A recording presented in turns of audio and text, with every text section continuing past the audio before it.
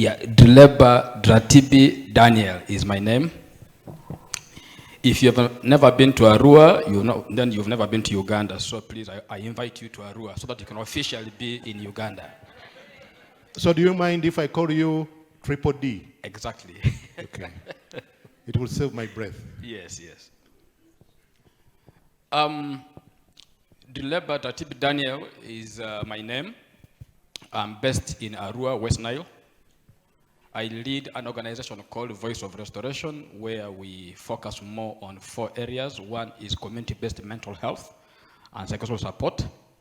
And then we also focus on financial inclusion, where we conduct financial literacy trainings. And most of our team members are certified trainers or financial literacy trained by Bank of Uganda. And we've also been supporting families as well, because we believe in family. I'm a married man. I have so far 4 children. There's still an opportunity for more, I guess. But I think for now, from what he said, I think let me, for now, pause on the 4 as I manage them. You're a married man to how many wives? 1. So far.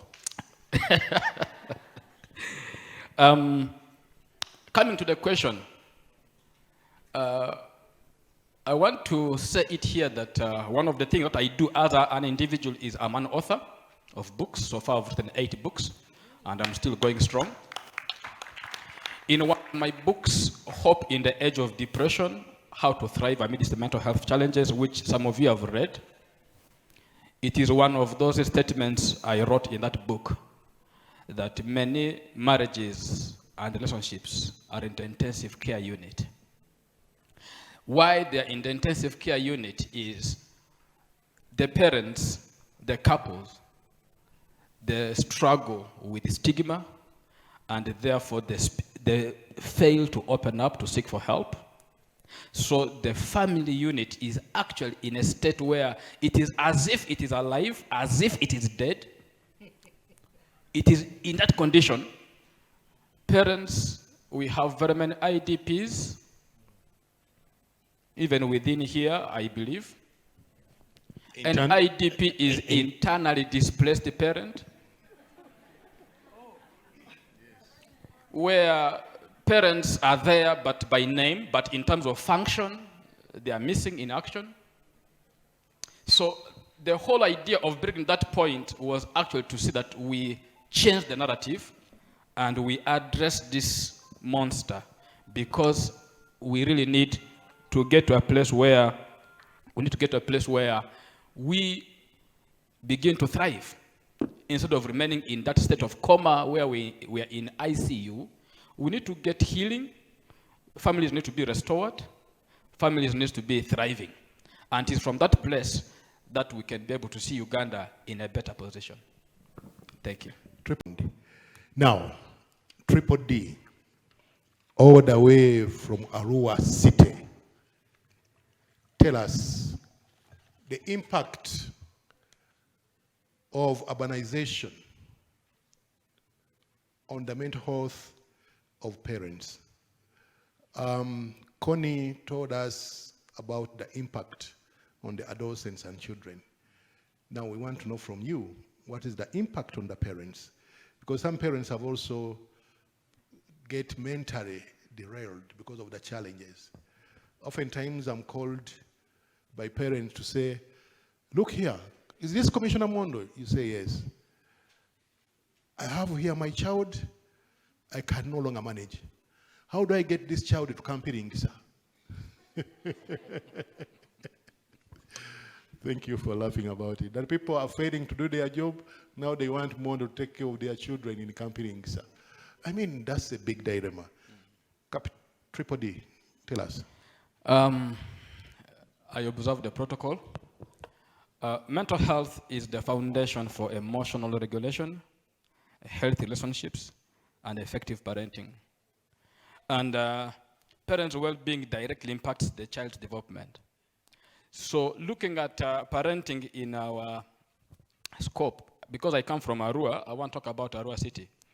Arua City, by last year, 2024, according to census, we are right now 384,000 656. Of these people, 24,000 are urban refugees. These are people who were taken to the refugee camps, but they opt to come to the urban center because we know life is in the urban centers as well. So the 24,000 are refugees. So I want to look at parents in 4 aspects. One, I want to look at parents in line with those who are in the slum areas of Arua City, because I don't know much about other cities, so I will talk about Arua City. I will also look at parents who are living in a good neighborhood with very big tall gates.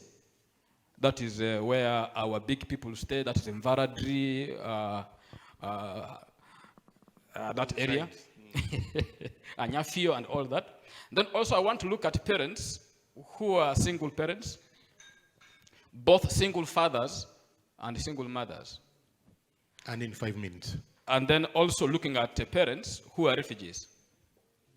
Looking at the whole thing, yesterday for those, I shared something on a platform where I said urbanization in Uganda is reshaping family life and mental well-being with the parents in both slums and affluent areas facing distinct yet overlapping challenges. In urban areas, in urban slums, of course, the challenges of housing, challenges of health, economic instability, and social isolation.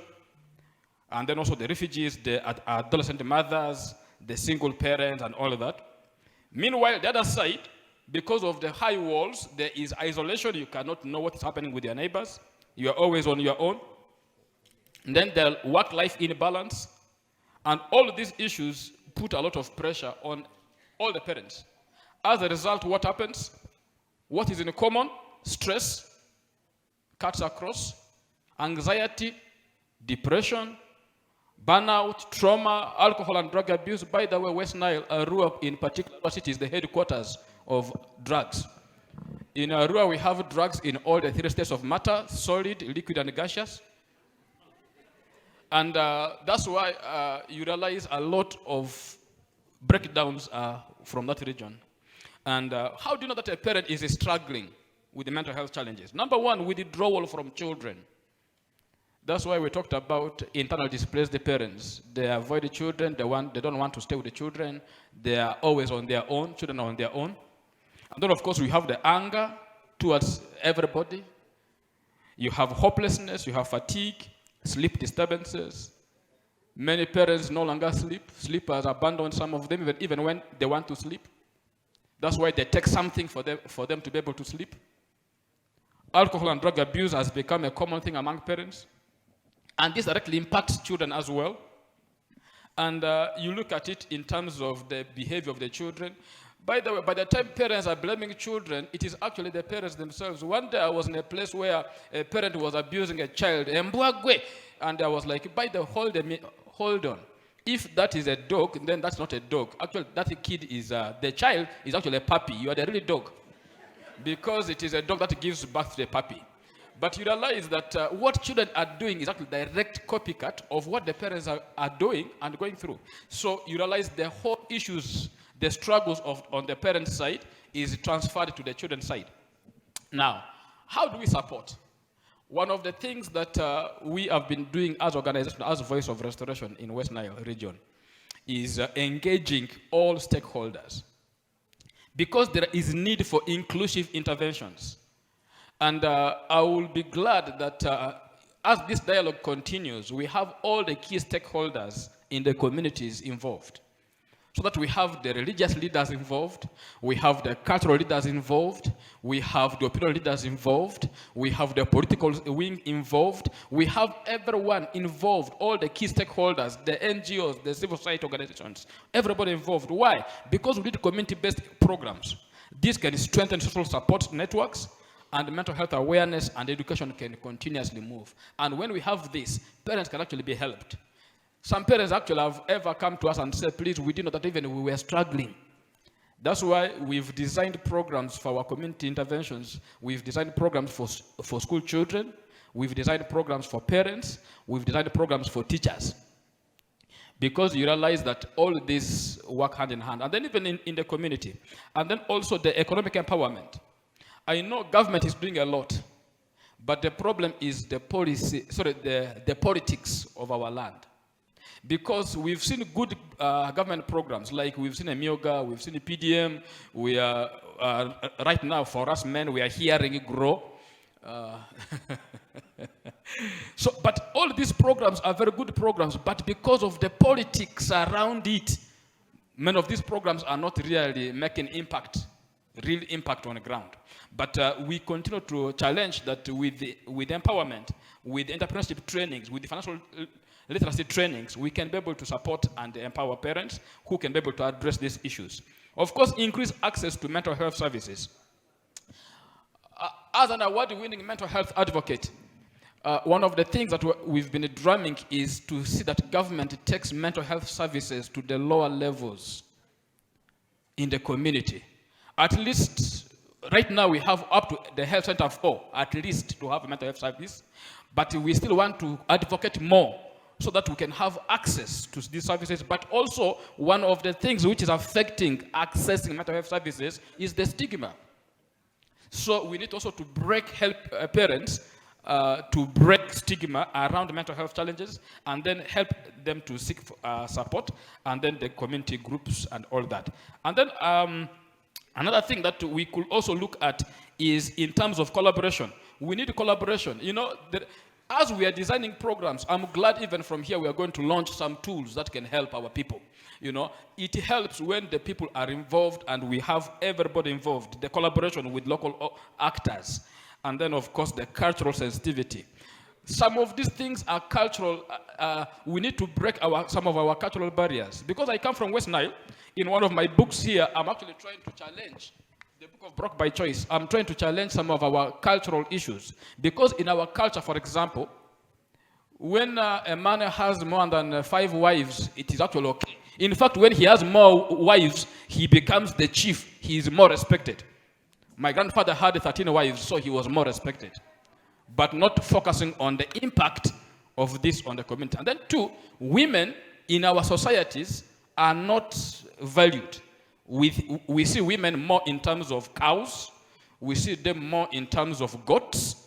We don't put a lot of value, real value in them. So you realize that even cultural values, some of them affect still this move to have better parenting.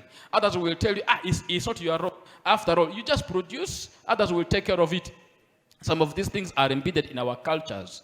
So we need to engage our cultural leaders to be able to address some of these things. And I'm glad with the continuous dialogues. Even yesterday, our Lubarakari was involved in some other dialogues where we are trying to break some of these barriers. We are trying to address issues around alcohol and see how can we have ordinances. Issues around our funny cultural issues that have been hindering progress in terms of family. Because we see that some of these affect the family fibers. And before we know it, families keep breaking, and then we see it as something okay. And then lastly, advocacy. Yes. We need more advocacy programs to be able to see that mental health services are brought on place, even the policies, so that we can be able to really help parents, because at the end of the day, like I said, the well-being of a parent directly impacts the child. So a lot can be said, but because of time, we can have these conversations even over break or another time, but I'm glad to be here. Thank you. Thank you, Triple D. Can you tell us, there could be people interested, the fertility rate nationally in Uganda has dropped from 5.2 to 4.5. What is the fertility rate of women in Arua, in case somebody may want to become a Muko to you from Arua? Of course, it is also worrying because of the impact of the drugs. Very many women have composed the folk songs in regard to that.